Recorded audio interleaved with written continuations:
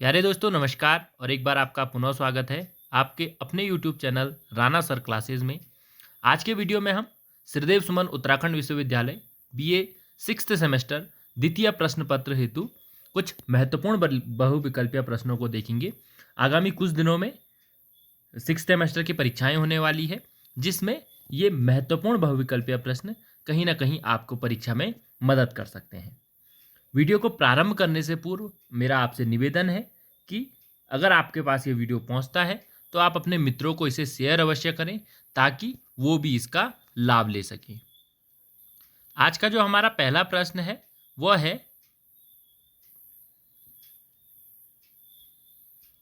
भारतीय प्राचीन भारतीय राजनीतिक चिंतन मूलतः आधारित था। चार ऑप्शन आपके पास हैं, राज्य पर, कानून पर, धर्म पर और संविधान पर। तो इनमें से जो ऑप्शन नंबर सी है, धर्म पर प्राचीन भारतीय राजनीतिक चिंतन मूलतः आधारित था। दूसरा प्रश्न है, कौटिल्य के बचपन का नाम क्या था? तो चार ऑप्शन आपके पास है, चाणक्य, विष्णुगुप्त, कौटिल्य और मनु। तो जो इसका सही उत्तर है वो है विष्णुगुप्त। कौटिल्य के ये व्याख्या दी गई है, कौटिल्य के बचपन का नाम विष्णुगुप्त था क्योंकि उनके पिता का नाम चणक था, इसलिए उन्हें चाणक्य नाम से भी जाना जाता था। तो एक प्रश्न यहाँ पे और बन गया कि चाणक्य के पिता का नाम क्या था। तीसरा प्रश्न आपके पास है कि मौर्य सम्राट के प्रधानमंत्री कौन थे? तो मौर्य सम्राट के प्रधानमंत्री कौटिल्य थे। इस प्रकार नेक्स्ट प्रश्न आपके पास है, कौटिल्य की पुस्तक का नाम क्या है? तो कौटिल्य की पुस्तक का नाम अर्थशास्त्र है। अर्थशास्त्र मुख्यतः किस विषय से संबंधित पुस्तक है? तो अर्थशास्त्र मूलतः राजनीति शास्त्र से संबंधित पुस्तक है। नेक्स्ट प्रश्न आपके पास है, जनता की खुशी में ही राजाओं की खुशी है और उसकी खुशी उसी में है जो उसकी जनता को पसंद हो। यह कथन किसका है? तो यह यहाँ गलत हुआ है, ये कौटिल्य का कथन है, अरस्तु का कथन नहीं है। कौटिल्य का कथन है कि जनता की खुशी में ही राजाओं की खुशी है, उसकी खुशी उसी में है जो उसकी जनता को पसंद हो। तो ये कौटिल्य का है। नेक्स्ट प्रश्न है, प्राचीन भारतीय राजनीतिक चिंतक का जनक किसे माना जाता है? तो प्राचीन भारतीय राजनीतिक चिंतक का जनक कौटिल्य को माना जाता है। नेक्स्ट प्रश्न है, अर्थशास्त्र में कितने अध्याय हैं? तो अर्थशास्त्र में कुल मिलाकर 150 अध्याय हैं। ये इसकी व्याख्या है कि अर्थशास्त्र की रचना गद्य एवं पद्य दोनों में की गई है। इसमें 15 अधिकरण, ये भी सुन लीजिएगा, 15 अधिकरण, 150 अध्याय और 180 प्रकरण और 6000 श्लोक हैं। इस चीज़ का ध्यान रखिएगा। इसमें से कोई भी एक क्वेश्चन अवश्य बनेगा कि कितने अध्याय, कितने प्रकरण या कितने अधिकरण या कितने कुल श्लोक हैं। तो इसको ध्यान रखिएगा। नेक्स्ट प्रश्न है, अर्थशास्त्र में सरकार के कितने भागों का उल्लेख है? 30, 20, 34 और 10। तो अर्थशास्त्र में सरकार के 34 भागों का उल्लेख है, ध्यान रखिएगा। कौटिल्य के अनुसार अर्थ का अभिप्राय है धन, मनुष्य से बसी भूमि, पृथ्वी और ब्रह्मांड। तो कौटिल्य के अनुसार अर्थ का आशय मनुष्य से बसी भूमि है। इसकी व्याख्या इस प्रकार है, कौटिल्य के अनुसार अर्थशास्त्र वह शास्त्र है जिसमें मनुष्य से बसी भूमि का लाभ व उसके पालन पोषण करने के उपायों का वर्णन किया गया हो। नेक्स्ट प्रश्न आपके पास है, कौटिल्य ने राज्य की उत्पत्ति का आधार माना है दैवीय, विकासवादी, समझौतावादी या फिर? तो आप ये ध्यान रखिएगा कि कौटिल्य ने राज्य की उत्पत्ति का आधार समझौतावादी सिद्धांत माना है। इसको ध्यान रखिएगा।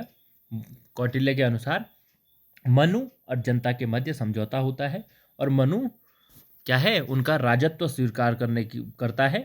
तो ये कौटिल्य का राज्य की उत्पत्ति का सिद्धांत है।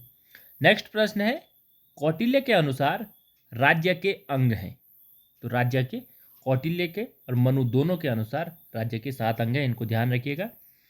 कौटिल्य ने राज्य के 7 अंग स्वामी, राजा, स्वामी यानी कि राजा, अमात्य यानी कि मंत्री, जनपद, कोष, दंड, दुर्ग, मित्र को बताया है। नेक्स्ट प्रश्न है, कौटिल्य के सप्तांग सिद्धांत में सबसे महत्वपूर्ण अंग है। तो सबसे महत्वपूर्ण अंग कौटिल्य ने राजा को दिया है। वो मानता है कि जिस तरह शरीर में मस्तिष्क सबसे महत्वपूर्ण होता है, उसी प्रकार राज्य में राजा या स्वामी सबसे महत्वपूर्ण अंग होता है। नेक्स्ट प्रश्न आपके पास है, सप्तांग सिद्धांत निम्न में किसने दिया है? तो 4 ऑप्शन है, इनमें से सप्तांग सिद्धांत कौटिल्य ने दिया है। और अगर कौटिल्य ऑप्शन ना हो, मनु ऑप्शन हो, तो मनु भी उत्तर इसका बनता है। नेक्स्ट प्रश्न है, कौटिल्य ने कितने प्रकार के दुर्गों को बताया है? तो कौटिल्य ने 4 प्रकार के दुर्गों को बताया है। कौटिल्य ने 4 प्रकार के दुर्गों का वर्णन किया है। 4 प्रकार के जो दुर्ग हैं वो है औदिक दुर्ग यानी कि जो पानी से घिरा हुआ हो, पार्वत दुर्ग जो पर्वतों से घिरा हुआ हो, धानवन दुर्ग जो मरुस्थल के मध्य में हो, और वन दुर्ग जो जंगलों में या जंगलों के बीच अवस्थित हो या स्थित हो। नेक्स्ट प्रश्न है, कौटिल्य के प्रशासन में जनपद की सबसे छोटी इकाई का नाम क्या था? ग्राम, संग्रहण, खारोटिक और द्रोणमुख। तो जो इसका जवाब होगा ग्राम होगा। इसका जवाब होगा ग्राम। कौटिल्य प्रशासन में ग्राम सबसे छोटी इकाई थी तथा 10 गांवों से मिलकर संग्रहण बनता था और 200 गांवों से मिलकर खारोटिक, 400 गांवों से मिलकर द्रोणमुख की रचना होती थी। इसके पश्चात अगला प्रश्न है, राजा व प्रजा में पिता व पुत्र का संबंध होना चाहिए। यह कथन किसका है? तो कौटिल्य का ही ये कथन है कि राजा व प्रजा में पिता व पुत्र का जैसा संबंध होना चाहिए। अगला प्रश्न है, कौटिल्य के अनुसार विपत्ति के समय राज्य की सहायता कौन करते हैं? तो विपत्ति के समय कौटिल्य के अनुसार उस राजा के जो मित्र होते हैं, मित्र राष्ट्र होते हैं, वो उसकी सहायता करते हैं। कौटिल्य ने अर्थशास्त्र में मंडल सिद्धांत का वर्णन किस अधिकरण में किया है? बहुत इंपॉर्टेंट क्वेश्चन है। तो 6ठे अधिकरण में इन्होंने मंडल सिद्धांत का वर्णन किया है। नेक्स्ट प्रश्न आपके पास है, कौटिल्य के मंडल सिद्धांत में कुल कितने राज्य होते हैं? 10, 11, 12 और 13। तो कौटिल्य का जो मंडल सिद्धांत है उसमें कुल मिलाकर 12 राज्य होते हैं। वो इस प्रकार होते हैं, सबसे मध्य में जो राज्य होता है जो कि विजय की आशा रखता है, विजगुसु होता है। इसका स्थान मंडल के मध्य में होता है। इसके सामने की ओर अरि होता है जो कि विजगुसु का शत्रु होता है। अरि के आगे मित्र होता है जो कि अरि का शत्रु और विजगुसु का मित्र होता है। उसके आगे अरि मित्र और मित्र मित्र, वो इसी प्रकार से शत्रु और मित्र के रूप में आगे बढ़ते रहेंगे। पीछे की ओर जो विजगुसु का शत्रु होता है उसे पाषाणी ग्रह कहा जाता है। उसके आगे अक्रांता होता है जो कि विजगुसु का मित्र की आगे की ओर मित्र की समान मित्र होता है। उसके पीछे पाषाणी ग्रहसार, अक्रांतासार, इस प्रकार होते हैं। ये कुल 10 राज्य हुए। इसके अतिरिक्त एक मध्यम राष्ट्र भी होता है और एक उदासीन राष्ट्र भी होता है। उदासीन जिसे कोई जो दो विजगुसु और उसके शत्रु के मध्य कहीं भी स्थित हो सकता है बाउंड्री पर, और उससे क्या है सीमा से लगा हुआ होता है और कभी भी किसी की भी सहायता कर सकता है। उदासीन भी इस प्रकार का ही कोई राष्ट्र होता है, किंतु वह ज़्यादातर इन राष्ट्रों की भूमिका में भाग नहीं लेता है। नेक्स्ट प्रश्न आपका है, कौटिल्य ने अंतर्राष्ट्रीय राजनीति में कितने प्रकार की नीतियों का वर्णन किया है? तो कौटिल्य ने अंतर्राष्ट्रीय राजनीति में 6 प्रकार की नीतियों का वर्णन किया है। कौटिल्य ने प्रशासनिक विभागों की संख्या कितनी बताई है? तो प्रशासनिक विभागों की संख्या कौटिल्य ने 18 बताई है। कौटिल्य ने गुप्तचरों के कितने प्रकारों का वर्णन किया है? तो गुप्तचरों के 9 प्रकारों का वर्णन कौटिल्य ने अपनी पुस्तक में किया है। अगला प्रश्न है, कौटिल्य प्रशासन में रूप दर्शक जांच पड़ताल करता था। किसकी करता था? तो मुद्रा की जांच पड़ताल रूप दर्शक नामक व्यक्ति करता था। कौटिल्य ने राजा के कितने प्रकार के गुणों का वर्णन किया है? तो कौटिल्य ने राजा के 4 प्रकार के गुणों का वर्णन किया है, जो है अभिगामिक, प्रज्ञा, उत्साह और आत्मसम्मत बताए हैं। इनके अंदर भी बहुत सारे गुण बताए हैं, पर 4 प्रकार के गुणों का मुख्यतः वर्णन किया है। नेक्स्ट प्रश्न है, कौटिल्य ने अर्थशास्त्र में कितने प्रकार के न्यायालयों का वर्णन किया है?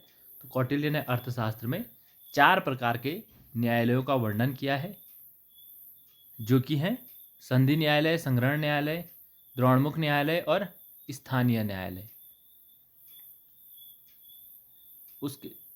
उसके पश्चात है अगला प्रश्न, कौटिल्य ने अर्थशास्त्र में कितने प्रकार के कानूनों का वर्णन किया है? तो कौटिल्य ने अर्थशास्त्र में 17 प्रकार के कानूनों का वर्णन किया है। कौटिल्य ने रोजगार के कितने साधनों का उल्लेख किया है? तो कौटिल्य ने रोजगार के 3 साधनों का उल्लेख किया है, कृषि, पशुपालन व व्यापार। 3 प्रकार के साधनों का उल्लेख कौटिल्य ने अपनी पुस्तक अर्थशास्त्र में किया है। प्राचीन भारत की राजनीतिक विचारधाराओं में सबसे अधिक ध्यान देने योग्य कौटिल्य की विचारधारा है। यह कथन किसका है? तो सालेटोर का ये कथन है। ये भी एक महत्वपूर्ण प्रश्न है। नेक्स्ट प्रश्न आपके पास है, कौटिल्य का जन्म कहाँ हुआ था? तो कौटिल्य का जो जन्म है वो मगध साम्राज्य में हुआ था। अर्थशास्त्र का प्रथम प्रकाशन किसने कराया? तो श्याम शास्त्री महोदय ने अर्थशास्त्र का प्रथम प्रकाशन करवाया था। कौटिल्य द्वारा राजा को व्यापार का कौन सा हिस्सा कर के रूप में देने की बात की गई है? तो व्यापार का 10वां हिस्सा कर के रूप में कौटिल्य ने राजा को देने की बात की है। कौटिल्य राजा को प्रजाजनों से अन्न का 6वां भाग, ये भी क्वेश्चन बन सकता है कि अन्न का कौन सा 6वां भाग, व्यापार द्वारा प्राप्त धन का 10वां भाग और स्वर्ण का भी कुछ भाग कर के रूप में देने की बात करता है। नेक्स्ट प्रश्न आपके पास है, कौटिल्य ने किस प्रकार की शासन प्रणाली का समर्थन किया है? तो कौटिल्य ने राजतंत्रात्मक शासन प्रणाली का समर्थन किया है। कौटिल्य के सप्तांग सिद्धांत में इनमें से कौन नहीं है? स्वामी, दुर्ग, अमात्य। तो कौटिल्य के सप्तांग सिद्धांत है उसमें ब्राह्मण का उल्लेख नहीं है। नेक्स्ट है, कौटिल्य ने राजा के कर्मों में सम्मिलित किया है अपने प्रजाजनों के हित और सुख का पूर्ण ध्यान रखना, भारी आक्रमण से सुरक्षा करना, अन्य राज्यों के क्रियाकलापों पर पैनी दृष्टि रखना। इस प्रकार सभी का उल्लेख कौटिल्य ने किया है। कौटिल्य की चतुरंगिणी सेना में सम्मिलित नहीं थी। तो हाथी, रथ, अश्व और पैदल सेना 4 प्रकार की होती थी, इसमें से वायुसेना नहीं है, तो ये इसका सही उत्तर होगा। नेक्स्ट प्रश्न है, निम्न में कौन सा कौटिल्य के राजा का गुण नहीं है? तो वृद्धजनों की बात न सुनने वाला इसमें कौटिल्य के राजा का गुण नहीं है। कौटिल्य प्रकार के विचारक थे। किस प्रकार के विचारक थे? तो कौटिल्य यथार्थवादी विचारक थे। इस चीज़ का ध्यान रखिएगा, ये भी एक महत्वपूर्ण प्रश्न है। अब कुछ ही प्रश्न बचे हैं। भारत का मैकियावली किसे कहा जाता है? तो भारत का मैकियावली कौटिल्य को कहा जाता है। चंद्रगुप्त मौर्य का पथप्रदर्शक कौन था? तो कौटिल्य थे। अर्थशास्त्र में कौटिल्य ने सरकार के कितने भागों का वर्णन किया है? तो सरकार के 34 भागों का वर्णन अर्थशास्त्र में कौटिल्य ने किया है। अगला प्रश्न है, कौटिल्य के अनुसार मत्स्य न्याय व्यवस्था क्या है? तो मत्स्य न्याय व्यवस्था एक साथ रहना, शक्तिशाली द्वारा कमजोर को दबाना है। यही मत्स्य न्याय व्यवस्था कौटिल्य के अनुसार थी कि शक्तिशाली द्वारा कमजोर को दबा दिया जाता था। कौटिल्य के राज्य उत्पत्ति के सामाजिक समझौता सिद्धांत के अनुसार कौन राजा बना? तो मैंने जैसे आपको पहले बताया था, मनु राजा बने। कौटिल्य के अनुसार किस प्रकार के सैनिक अच्छे होते हैं? तो कौटिल्य के अनुसार वंशानुगत सैनिक यानी कि जो वंश परंपरा के अनुसार सैनिक का कार्य कर रहे हों वो सैनिक अच्छे होते हैं। कौटिल्य ने किस प्रकार की दंड व्यवस्था को समर्थन किया था? तो कौटिल्य ने वर्ण व्यवस्था पे आधारित दंड व्यवस्था का समर्थन किया है। वीडियो को समाप्त करने से पूर्व आप लोगों से एक रिक्वेस्ट है कि अगर आप लोग कौटिल्य पर विस्तृत में वीडियो चाहते हैं, एक छोटा सा वीडियो जिसमें कि मैं कौटिल्य से संबंधित जो महत्वपूर्ण सिद्धांत है उस पर विस्तृत में चर्चा करूं, तो आप कमेंट के माध्यम से अवश्य बताइएगा। इसके अतिरिक्त अगर किसी विषय पर भी आप वीडियो चाहते हैं तो उसको कमेंट के माध्यम से अवश्य लिखें ताकि मैं उस पर आपको अन्य वीडियो बनाकर दे सकूं। आप लोगों ने मुझे सुना और मुझसे जुड़े रहने के लिए आप लोगों का बहुत बहुत धन्यवाद।